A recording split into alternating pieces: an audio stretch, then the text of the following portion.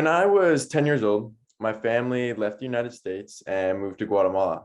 My family loved the outdoors, and so I spent much of my time, running around, biking through villages, and as one does, participating in the occasional volcano climb. I was also exposed to a very different way of life and a culture that preserved the earth, and what has also become a very big part of who I am today, a culture that created some very beautiful colored textiles. And so during my time, I developed a very deep love for the outdoors, the earth, and clothing. So over the past decade, a seed has been planted and has been continually growing. And it's left a huge desire in me to make a difference, thus Pacaya, a sustainable outdoor and gear company that promotes advocacy within the environment and supports through research, sponsorship, and health. Pacaya is built on a set of principles that allows for each and every product to be tied to a cause and purpose. Sustainable by design, meaning through every phase of our product's life cycle, we act ethically and intentionally, sourcing from natural materials and ensuring human rights and fair treatment throughout the supply chain. Innovation for longevity and circularity. This is among one of the most direct ways that we can limit our ecological impacts through the creation of products that last for lifetimes and have the ability to be recycled for reuse. Setting the standard for all really sustainable practices. Rather than making marginal improvements in unsustainability, Pacaya is re-engineering the way we think about sustainability by making it core to Pacaya's identity. Empowering others to give back. Through Pacaya, our products will be tied to a cause, and much of the profits will be reinvested in organizations that are making an impact. The apparel industry as a whole is the second largest polluter in the world, and Pacaya is devoted towards being transparent about its standards. Our transparency starts with all natural and organic sourcing. In addition, requiring fair trade labor in all the factories we partner with, receiving Blue Sign and B Corp certifications with the goal to be certified by the end of 2023, and then providing sustainable packaging for customers. And through Pacaya Repairs, the circular loop for our products is closed. The partners that I'll be working with, Natural Fiber Welding, a newly founded fiber welding company that through its new Claris technology uses green chemistry principles and closed loop processes to engineer performance textiles from virgin recycled natural fibers. Claris provides the utility of synthetics to materials such as cotton, hemp, and wool. In the top left photo, you can see a picture of cotton yarn that is held together by simply friction. And then in the photo across from it on the right is yarn after the Claris welding was applied. Most visibly, you can see the tangible increase in strength and efficiency. So through this partnership, I'll be one of the first apparel brands to implement sustainable materials without the added chemicals into their supply chain. Additionally, I'll be partnered with a factory in India, a fair trade certified and organic cotton textile, which will produce Pacaya's first line of t-shirts. This summer, Pacaya looks to launch our website, release the first t-shirt prototype, and look to expand the team. In winter, we will release our first down jacket prototype that will be manufactured in a nearby facility of our t-shirts, along with securing additional funds. And then in the spring of next year, start fulfilling the gear side of the brand with our first backpack prototype. And then in summer of next year, we will have completed our B Corp certification and look to expand our partnerships. And then along with winter of next year, Pacaya will look to get into its first retail store. And then for the team, more player-esque, I am the sole member of Pacaya. I'm a student and undergrad here at the University of Michigan, studying through the School of LSA. And want to thank all of you guys as well for taking the time today and spending it with myself. So thank you. Thanks, Ben. Okay, I will let the panel or stop sharing, or it's up to you. If you have slides you might want to share as you talk, you can keep them up. Okay. I will probably let Elizabeth or Ian jump in since I think Sarika has talked to you maybe. So if that's okay, we'll start with, yep, Ian, you ready? Great. Ben, great presentation. And also I love the visuals, great photos. I wanted to, Kurt, at your last slide, or penultimate slide, I guess, had you as the team member. Yes. And you have an ambitious growth plan or Correct. thinking about this. So what do you need team-wise or partner-wise in order to get there? So that's kind of been the next steps. So I'm in talks. I have a kind of a business advisor, you could say. And through the work I'm doing with him, my next steps are going to be adding 3 employees, which will be, first will be a design person who will be able to help me with my prototyping. And I think that will be able to, not only provide a second opinion on the engineering, on the prototyping, the designs, but it will also be just someone I can bounce ideas off of. In addition, bringing on a marketing person. And so I think that's going to be a huge part, right? One quote is, I don't know if you've seen The Field of Dreams, but it's like, if you build it, they will come. In this case, that's not the case, right? You can have the best product, but if you don't market it, you're not going to have the customers. And so that idea is bringing on a marketing person that is going to be able to not only on, the social medias and whatnot, but all over, Facebook ads and things, but bringing on a marketing person, I think is going to be the next step. And then additionally, logistics, I think, especially for my brand, it's going to be tailored towards, going to outdoor events, going to being present at these things and being proactive and advocating on our front. So. Great, thank you. Great question, Ian, because I had the same question. Benjamin, thank you so much for your presentation. One thing that I had expected, just listening to your story, was manufacturing in Guatemala.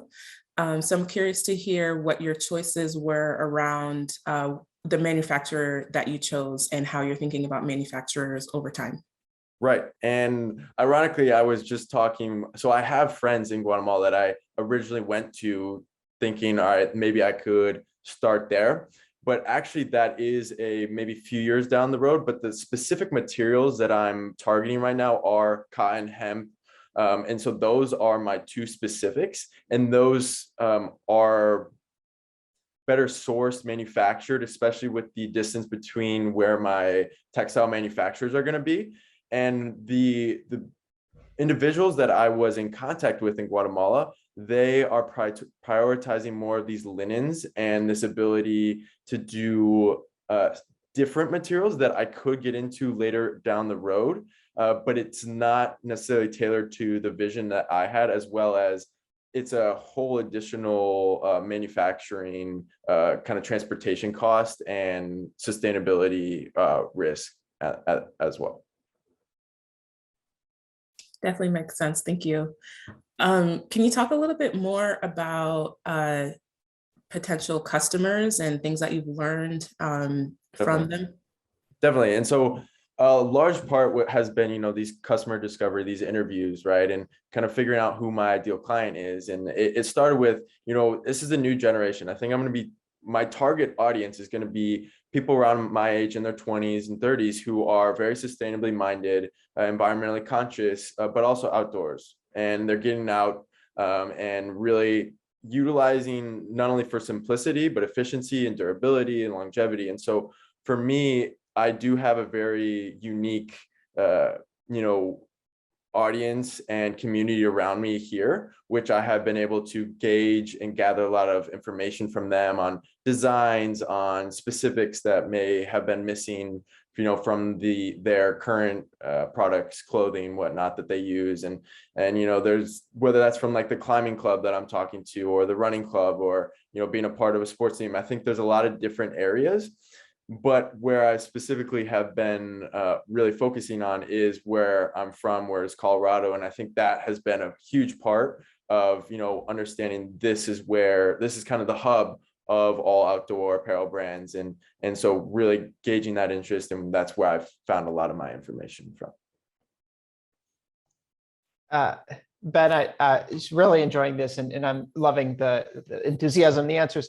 I think one of the things in the outdoor space is I associate a lot of other, outdoor apparel brands with similar values of what you're talking about, which, sustainability, connection with nature. How do you, Patagonia is famous for its sustainability work. Others talk about it. They might not be as great, but, how do you differentiate from those, or what is the unique value add that Pacaya would be relative to others in this space? Of course. And I think there's two really main reasons. The first one is going to be, obviously it's sustainable apparel, but the kind of byproduct and the cause that it's towards. So for example, you use Patagonia. And so Patagonia is, sustainable apparel for sustainable initiatives. Mine is a little bit more holistic approach where it has the sustainable apparel, but it's gearing towards, not only social impact, but also environmental impact and more of the holistic ability, which I think I think it's coming to the forefront now in society and health and mental and physical. And I think that's a huge part. So I think that's one. But the second part is what I had mentioned as well, is these outdoor industry, like they're going for performance, right? And a lot of these clothing is you're out for durability, longevity, and whatnot. And this new technology is allowing for synthetics, which are basically the best that you can get for performance. However, synthetics are extremely unsustainable, and a lot of the chemicals used for these synthetics are leaching into the ground, and it's very bad practices. And so this new technology that is not being used by any of them would allow me to have that same strength, that same performance, that same durability as synthetics, but through my materials such as cotton and hemp. I saw, I think, a scorecard for different performance gear and their relative sustainability yesterday. So this is, fortuitous. Right. One additional question I have is your go-to-market strategy. How do you plan through what channels how do you plan to sell? Right. Yeah. Oh, yeah. So, yeah, go ahead. No, that's it. Okay. So I think the big part, as I know, future ask is, getting into retail, but I'm really specifying, using the resources available to me right now, which is going to be through online, right? And Shopify and through those kind of platforms. And so that is going to be the selling, but also through the website. And then the marketing along with that, I think is going to be a big part for me when I get into not only the social medias, which are going to be, TikTok, Instagram, Facebook.